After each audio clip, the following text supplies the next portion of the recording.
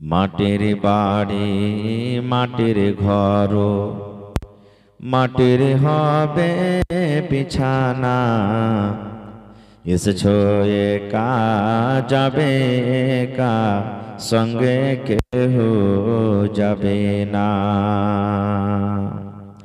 মাটির বাড়ি মাটির ঘর, মাটির হবে বিছানা। এসেছো একা যাবে একা, সঙ্গে কেহ যাবে না। কিন্তু যেদিন ডাক পড়িবে, কিন্তু যেদিন ডাক পড়িবে, কবর মাঝে শুইতে জোগাড় কিছু করছ বন্ধু, তার মাঝে বিছাইতে। জোগাড় কিছু করছ বন্ধু, তার মাঝে বিছাইতে। লক্ষ কোটি মধুরা বয়ে করছ বালা খানা, হীরামণি মুক্তা দিয়ে পালঙ্কের ওই বিছানা। হীরামণি মুক্তা দিয়ে পালঙ্কের ওই বিছানা। এমন জায়গা যাইতে হবে, এমন জায়গা যাইতে হবে, যে ঘরে নাই সাথী, এমন ঘরে রইতে হবে, যে ঘরে নাই বাতি। এমন ঘরে রইতে হবে, যে ঘরে নাই বাতি। দাদা গেছেন বাবা গেছেন, দাদা গেছেন বাবা গেছেন, কেউ তো ফিরে এলো না। এমনি ভাবে যাইতে হবে, তোরা কেন বুঝিস না। সাদের ছেলে চলে যাবে, আর তো আপা ডাকবে না। পরনের বিবি চলে যাবে, আর তো ঘরে ফিরবে না। নারে তাকবীর। আজকে জলসার যোগ্যতম শ্রদ্ধেয় সভাপতি সাহেব,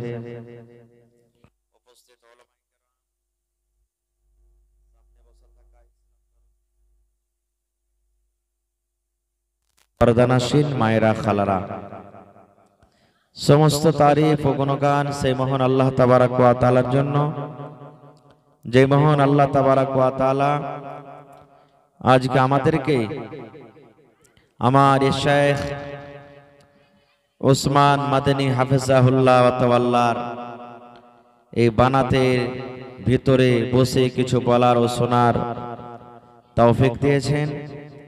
তাই আমরা আল্লাহ তাবারাক ওয়া তাআলার তারিফ ও গুণগান করি।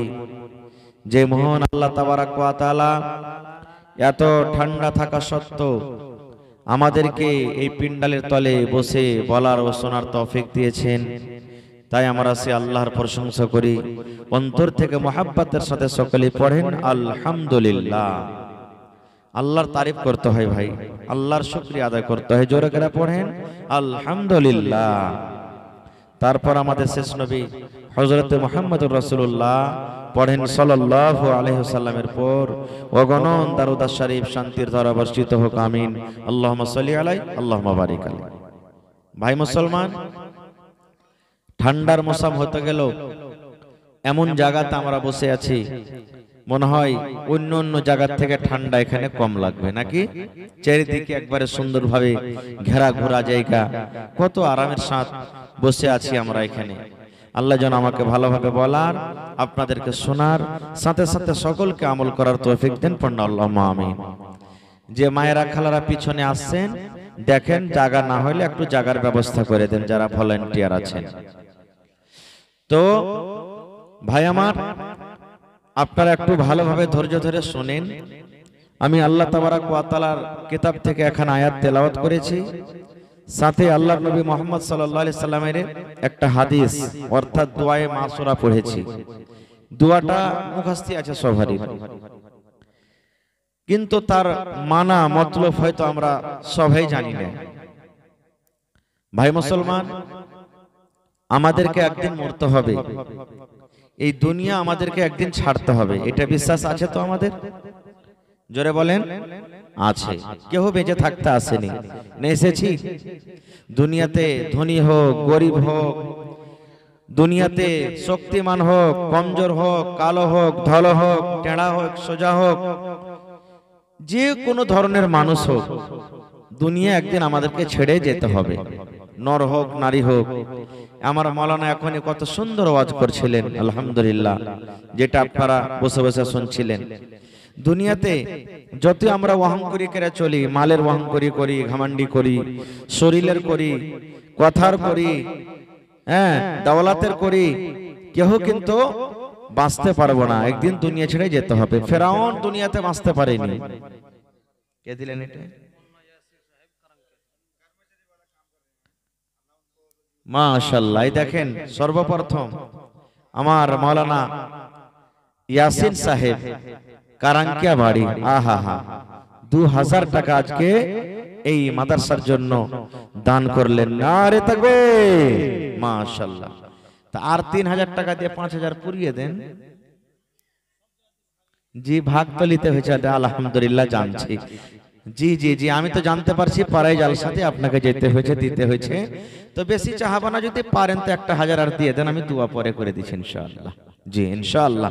দেখেন দিলদার মানুষ কো আমার আমিন ভাই, পাড়ায় জালসাতে দাওয়াত হয়, যেতে হয় তারাকে, আর সবাই এটা মনে করি দাওয়াত দিচ্ছে যে একটু মোটা মানুষ আছে, তীরে 10 টাকা পাওয়া যাবে, তো যাইতে হয়েছে তাকে।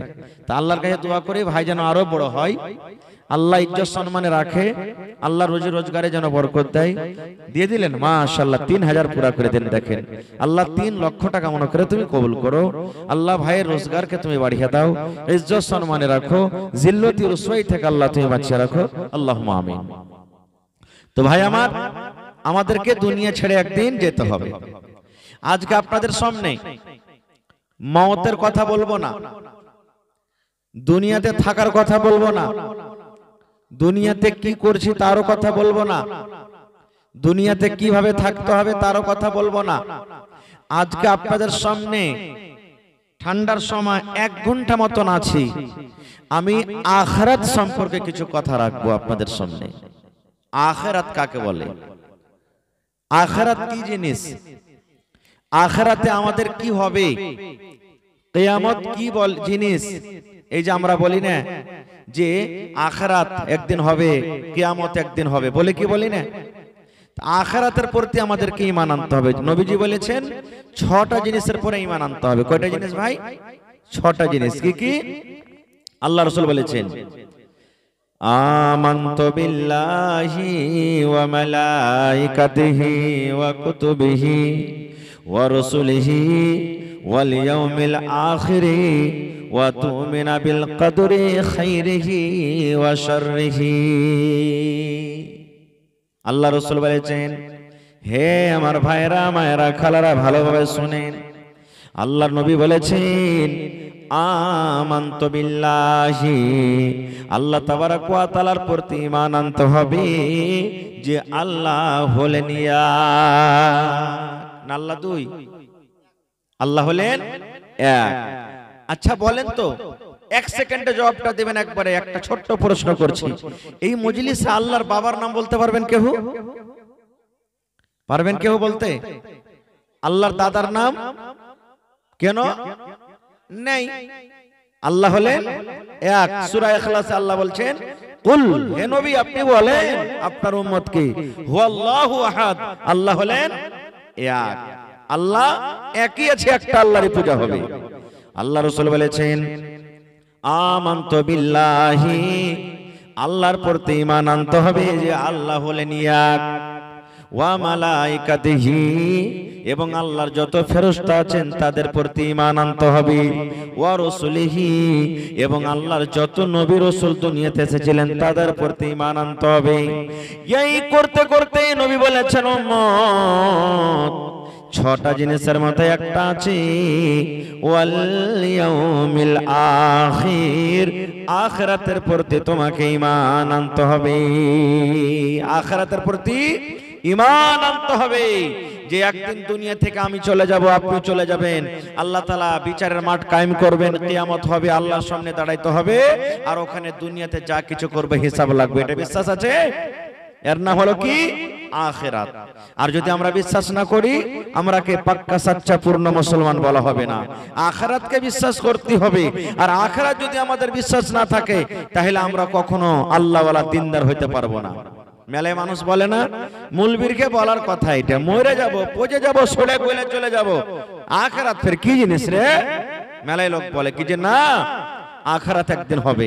যেমন একটা বুখারী শরীফের হাদিসে এসেছে, আল্লাহ মুহাম্মদ সাল্লাল্লাহু আলাইহি সাল্লাম বলেছেন, একটা লোক আখিরাতকে মানতক না, একটা লোক ভালো কাম করতক না, গুনাহ পাপ বেশি করত, কি যে তার দিলে খটকিল, দিলে কাহিল, যখন ওর বয়সটা যখন শেষ হতে চলেছে, মরবো মরবো অবস্থাতে, এখন মনে করেছে আর দুনিয়াতে বাঁচবো না, তখন কয়েকটা তার বেটা ছিল, বেটারাকে ডাক দিয়ে বলছেন, কি রে আমার ছেলেরা, এ আমার বেটারা, কলেজার টুকরারা, তোরা শোন, আমি মনে হয় আর দুনিয়াতে বেশি দিন বাঁচবো না রে সোনারা, আমি চলে যাব, দুনিয়া থেকে বিদায় হয়ে যাব।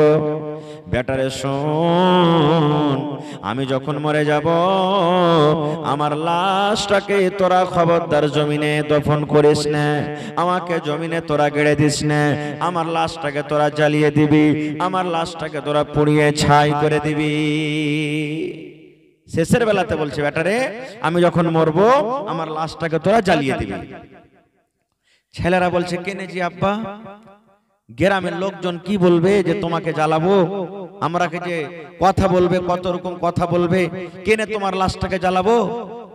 এবার লোকটা বলছেন, বেটারে জীবনে আমার নেকি কম রে ধন, জীবনে আমি বেশি ভালো কাম করতে পারিনি, যৌবন কাল চলে গেল হাসতে খেলতে, এই ধনেরা রে, জীবনটা আমি এদিকে ওদিকে কাটিয়ে দিয়েছি, আল্লাহর ইবাদত বান্দাগি করতে পারিনি, আমি আখিরাত বলে বিশ্বাস করিনি, এখন মরার টাইমে আমার আখিরাত বলে বিশ্বাস হয়েছে।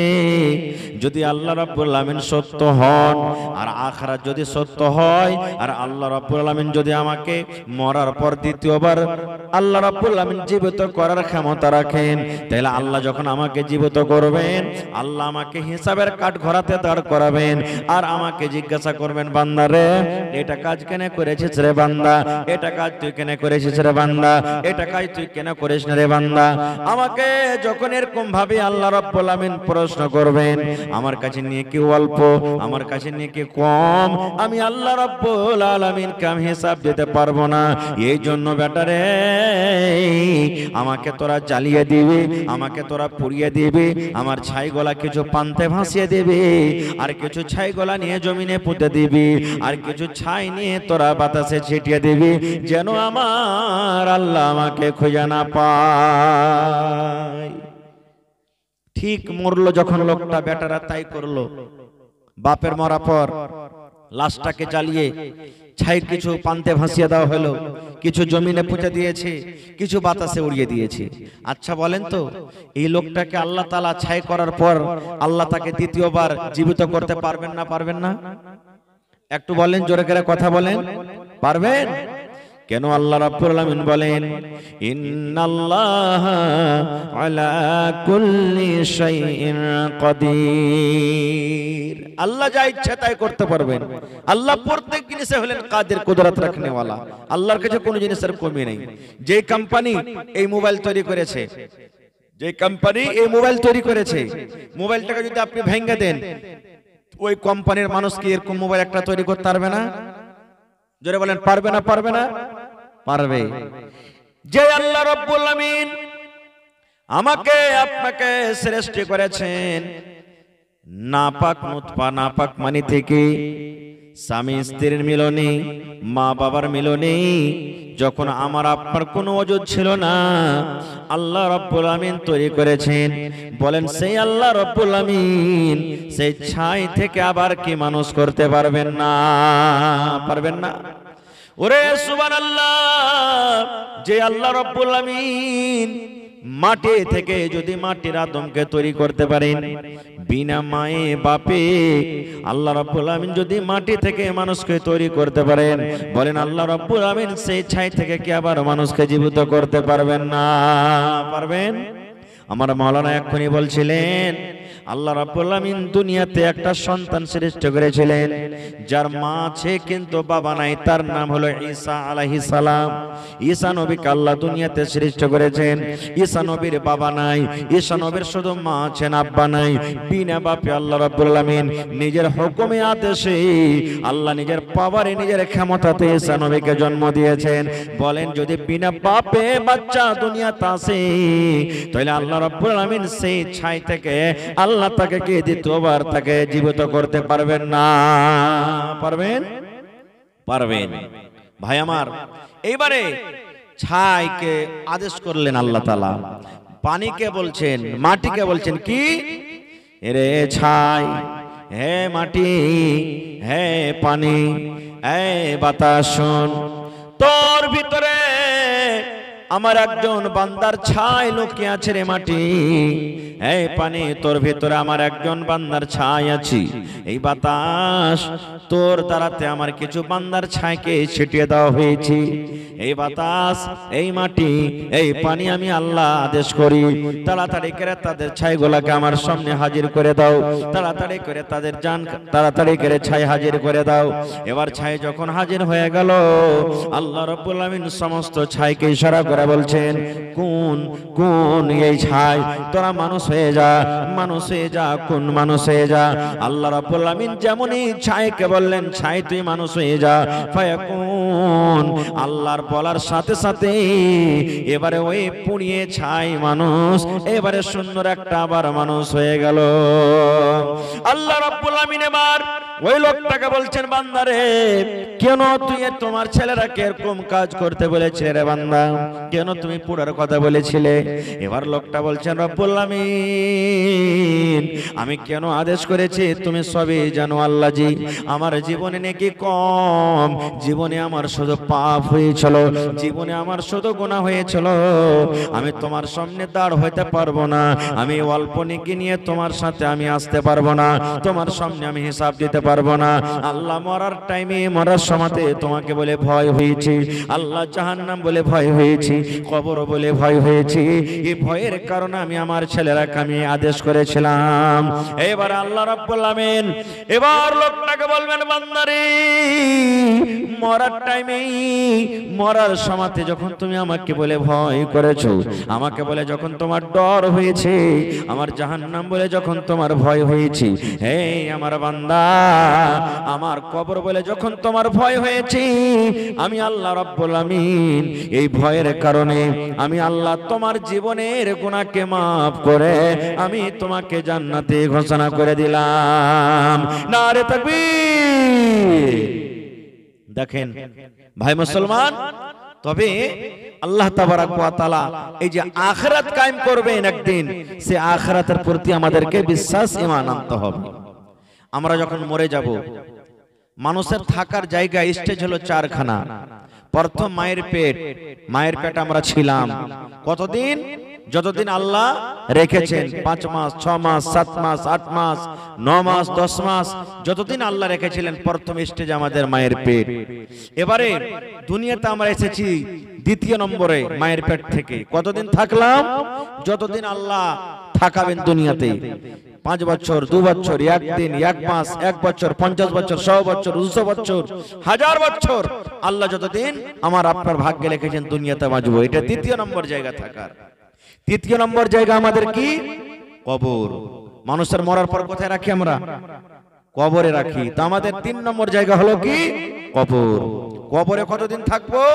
ইলা ইয়াউমিল কিয়ামা, কিয়ামত পর্যন্ত কবরে থাকতে হবে, যতদিন কিয়ামত না হবে। এবার 4 নম্বর জায়গা হবে আমাদের হিসাব কিতাবের পর জান্নাত কিংবা জাহান্নাম। ভালো আমল করি জান্নাতের ঠিকানা হবে, আর যদি আমাদের আমল ভালো না হয় তো জাহান্নামের ভিতরে ঠিকানা হবে। এই 4টা হলো মানুষের থাইকার জায়গা। ভাই আমার, তো 4টির মধ্যে 3য় নম্বর জায়গা যেটা হচ্ছে কি কবর। কবর কি জিনিস, কবর কাকে বলে আজকে আমরা একটুকু ভাবা চিন্তা করি না। হ্যাঁ, আজকে তো এটা মৌলবীরকে বলার কথা, কবর ফের কি জিনিস, কবরে কে হিসাব কিতাব নিবে? আমরা এরকম ভাবে হাট হিট করে ছেড়ে দিই। ওয়াজ শুনতে ভালোবাসি না আমরা, খুতবা শুনতে ভালোবাসি না, কোরআন হাদিস শুনতে ভালোবাসি না, যা মন লাগে তাই করি। আহা হা, আল্লাহ রাব্বুল আলামিনের নবী বলেছেন 10 জন সাহাবীকে নবীজি দুনিয়াতে জান্নাতের সার্টিফিকেট দিয়েছেন। কত? 10 জন সাহাবীকে, যাকে আশরায়ে মুবাশশিরা বলা হয়েছে। 10 জন সাহাবীকে নবী বলেছেন, হে ওমর তুমি জান্নাতে যাবে, হে ওসমান তুমি জান্নাতে যাবে, হে আলী তুমি জান্নাতে যাবে, হে আব্দুর রহমান তুমি জান্নাতে যাবে, হে সাদ তুমি জান্নাতে যাবে, হে সাঈদ তুমি জান্নাতে যাবে, হে ওমর তুমি জান্নাতে যাবে। এই করে করে নবীজি 10 জন সাহাবীর নাম নিয়েছেন, তোমরা জান্নাতের ভিতরে চলে যাবে। ওরে আল্লাহ, কত বড় কথা দেখেন, দুনিয়াতে জান্নাতের সার্টিফিকেট পেয়েছেন, জান্নাতের ভিতরে চলে যাবে। আহারে, সেই 10টা মানুষের মধ্যে একজন সাহাবী ছিলেন যার নাম হলো ওসমান রাদিয়াল্লাহু তাআলা আনহু। এটা হলেন নবীজির জামাই। নবীজি প্রথম বেটির তার সাথে বিয়ে দিয়েছিলেন। এবার বেটি যখন মারা গেল, নবীজি আবার তার সাথে আর একটা বেটির নবীজি বিয়ে দিয়ে দিলেন। ওইটা নবীজির জামাই। নবীজির 2 জন কলেজার টুকরা তাকে নবীজি জীবনে দিয়েছিলেন। 2 জন মেয়ের সাথে বিবাহ হয়েছিল। ওই উসমান গনি রাদিয়াল্লাহু তাআলা আনহু, এটা নবীজির জামাই। ওই উসমান জান্নাতে যাবেন, নবীজি দুনিয়াতে সার্টিফিকেট দিয়ে দিয়েছেন। ওই উসমানের কথা, হযরত উসমান রাদিয়াল্লাহু তাআলা আনহু যখন কোন কবরকে দেখতেন, কিংবা যখন কোন কবরের পাঞ্জরে দাঁড় হইতেন, কোন কবরের পাঞ্জর দিয়ে যখন যেতেন, ওরে সুবহানাল্লাহ, চোখ দিয়ে রে ভাই উসমান রাদিয়াল্লাহু তাআলা আনহু কবরকে দেখে এত কাঁদতেন, এত কাঁদতেন, চোখ দিয়ে ঝরঝর ঝরঝর ঝরঝর করে পানি ঝরতো, চোখ দিয়ে ঝরঝর করে পানি ঝরতো, এত পানি ঝরতো তার চোখের পানিতে সমস্ত দাড়ি কিন্তু তার ভিজে যেত। এত কাঁদতেন কবরকে দেখে, চোখের পানিতে সমস্ত দাড়ি ভেজে যেত। ওহো, দেখেন কেন কাঁদতেন। আপনারা যেমন বসে বসে জালসা শুনছেন, একটা লোক যদি কেউ কাঁদতে লাগে হঠাৎ করে, তাকে জিজ্ঞাসা করবেন, রে ভাই তুমি কেন কাঁদছো? করবেন না? বলেন করবেন কি করবেন না? হযরত উসমান কবরকে দেখে কাঁদছেন, কিন্তু লোকেরা জানে না যে হযরত উসমান কেন কাঁদে, চোখ দিয়ে কোনো পানি ঝরি, আর এমন কাঁদছে, ওরে আল্লাহ, চোখের পানিতে সমস্ত দাড়ি কিন্তু ভিজে গেল। আল্লাহর নবীর সাহাবীরা পাঞ্জরে যারা ছিলেন বলছেন, উসমান কি কারণে তুমি কাঁদো? তোমার চোখে এত পানি কেন? কারণটা কি? কিছু বুঝতে পারলাম না, তোমার চোখের পানিতে সমস্ত দাড়ি ভিজে গেল, এই কান্দার কারণটা কি? তুমি কি একটু আমাদেরকে জানাবে না? এই আমার একড়া বানসার সরাঘাট এলাকার ভাইরা মায়েরা খালারা একটু শুনেন। এবারে উসমান গানি কে বলছেন, রে আমার বন্ধুরা, এই আল্লাহর নবীর সাহাবীরা, আমি কেন কাঁদছি রে, কান্নার কারণটা তোমরা শুনবে, তাইলে শোনো। আল্লাহর নবী বলেছেন, এই কবরকে দেখে আমি কাঁদছি, এই কবরের ব্যাপারে নবী আমার সামনে কিছু বয়ান করেছেন, তাই আমি কবরকে দেখে কাঁদছি। এবারে সাহাবীরা বললেন, কবরকে দেখে কেন কাঁদো? এই কবর থেকে বড় হলো জাহান্নাম। নবীজি জাহান্নামের যখন বয়ান করেছেন, তুমি অত কান্দো না, যত কান্দন তুমি কবরকে দেখা কান্দো। এইবারে উসমান বললেন, রে আল্লাহর নবীর সাহাবীরা, নবী আমার বলেছেন, মানুষের মৃত্যুর পর, মানুষের যখন শ্বাস বন্ধ হয়ে যাবে, মানুষ যখন মরে যাবে, মানুষের মৃত্যুর পর সর্বপ্রথম তার জায়গা হবে কবর, কবর তার জায়গা হবে। মানুষ যখন মরে যাবে, ওই বেটারা কার বাড়িতে লাশটাকে রাখতে ভালো লাগবে না, মা যখন মরে যাবে, ওই মাটা কার বাড়িতে রাখতে হবে না, বাপ যখন মরে যাবে ওই বাপকে কবরে আর রাখা হবে না। গ্রামের মোড়ল যখন মরে যাবে ওই মোড়লকার গ্রামে রাখা হবে না। যখন বেটা বেটিরা মরে যাবে ওই বেটা বেটিকার গ্রামে রাখা হবে না। মৌলানা হাজের যখন মত হয়ে যাবে ওই মৌলানা কিংবা হাজিকার গ্রামে রাখা হবে না। তাড়াতাড়ি করে 2 নম্বরে তাকে আমরা কবরে রেখে আসি। আল্লাহ রাসূল বলেছেন, রে আল্লাহর নবীর সাহাবীরা, মানুষের মৃত্যুর পর মানুষের থাকার জায়গা হবে সর্বপ্রথম কবর। কবর হবে রে।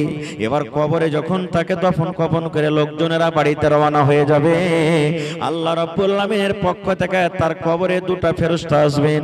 ওই ফেরেশতা 2টা এসে তাকে উঠিয়ে বসাবেন, আর উঠা বসিয়ে তাকে 3খানা প্রশ্ন করবেন। আরবি জবানে আরবি ভাষাতে খুব প্রশ্ন করা হবে।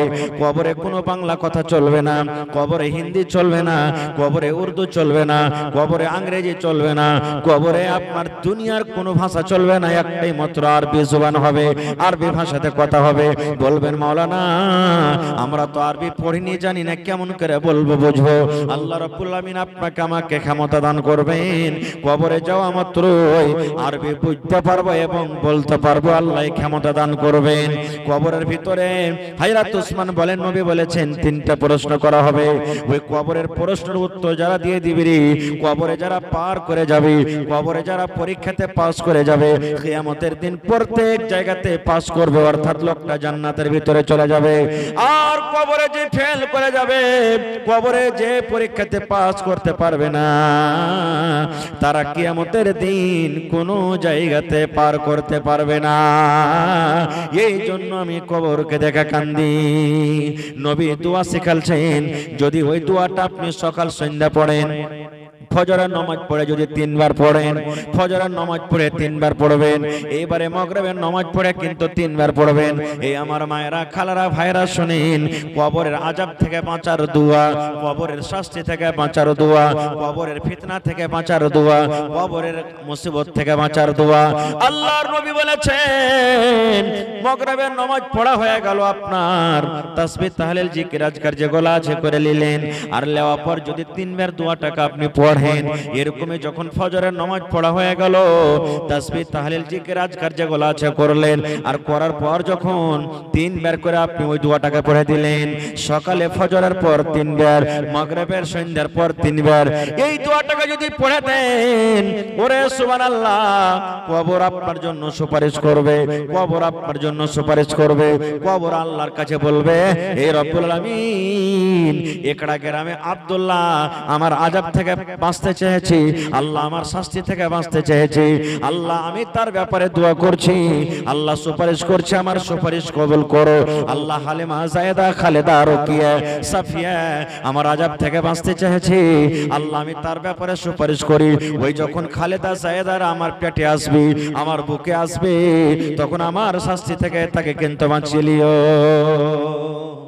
কি দোয়াটা সব বাড়ির মুখস্থ আছে আপনার গায়ে। সর্বপ্রথম আমরা যখন তাশাহুদে বসি, তখন আত্তাহিয়াতু তাশাহুদ পড়ি কি পড়ি না? তারপরে তখন 2 নম্বরে দারুদ শরীফ পড়ি, আল্লাহুম্মা সাল্লি আলা আল্লাহুম্মা বারিক আলা, পড়ি কি পড়ি না? তারপরে আল্লাহুম্মা ইন্নী যালামতু নাফসি যুলমান কাসীরা ওয়া লা ইয়াগফিরুয যুনুবা ইল্লা আনতা, এই দোয়াটা আমরা পড়ি। তারপরে তখন পড়ি সালাম ফের আগাখানে কি, আল্লাহুম্মা ইন্নী আউযু বিকা মিন আযাবিল কবরি, পড়ি না? এটা পড়ি কি পড়ি না? আল্লাহুম্মা ইন্নী আউযু বিকা মিন আযাবিল কবরি, এই দোয়াটা পড়ি আমরা। গোটাই দোয়াটা আমি বলবো না, এই দোয়াটা পড়ি। এই দোয়াটা মাত্র 3 বার আপনাকে পড়িতে হবে। ওরে সুবহানাল্লাহ, 3 বার আপনাকে পড়িতে হবে। আল্লাহুম্মা ইন্নী আউযু বিকা মিন আযাবিল কবরি 3 বার যদি আপনি পড়েন, কবর সুপারিশ করবে আপনার জন্য। জি, আচ্ছা আচ্ছা, আসসালামু আলাইকুম ওয়া রাহমাতুল্লাহ। ভালো আছে বাজি? আছে বাজি, ভালোই। কেউটা? ও আচ্ছা আচ্ছা আচ্ছা, মাশাআল্লাহ। তো খালু হয়ে গেলে, তাহলে জামাই হয়ে গেলে, মাশাআল্লাহ। জি, তো কোথায় আছেন বাজি? বোম্বাইতে। তো আজ যে জালসা হয়েছে বাজি আপনাকে বানাতে লেগে, আপনি তো এর আগে দিয়েছেন, খুব মোটা মোটা করে দান দিয়েছেন, আমি জানি আলহামদুলিল্লাহ। জি জি, আচ্ছা আচ্ছা, কহেন তো এতদিন থেকে এত দান দিয়েছেন, আল্লাহ কি কমাল সে বাড়িয়ে দিয়েছে আরো আপনার? আল্লাহ বলছেন আমাকে দিবি আরো বাড়াবো। আজ কটি দিবেন বাজি? এক বান্ডিল টিনে হইবে বাজি? এত বড় মানুষ, এক বান্ডিল টিন কেন করে নিব?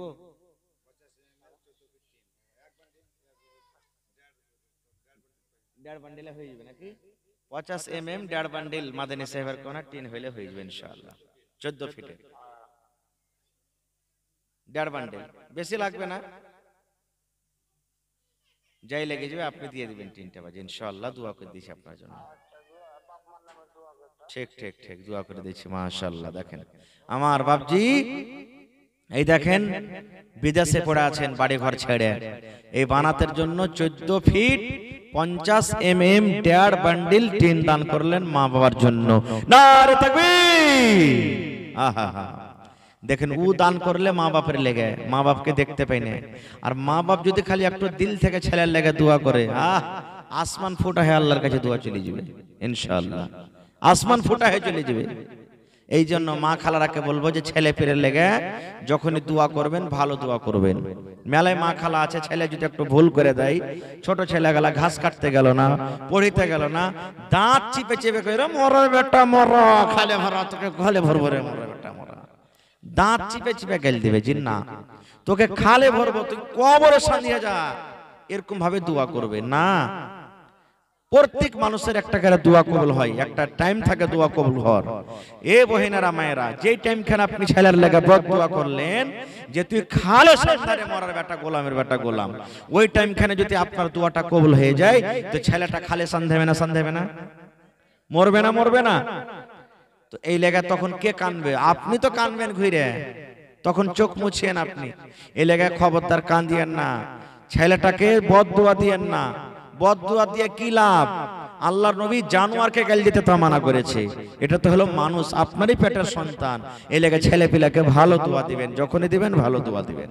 খৈর যা হোক, এবারে সুবহানাল্লাহ, কবর আযাব থেকে বাঁচার এটা দোয়া শিখলেন। শুধু নামাজের পরে পড়িতে হবে তা নয়, যে কোনো টাইম আপনি পড়িতে পারেন।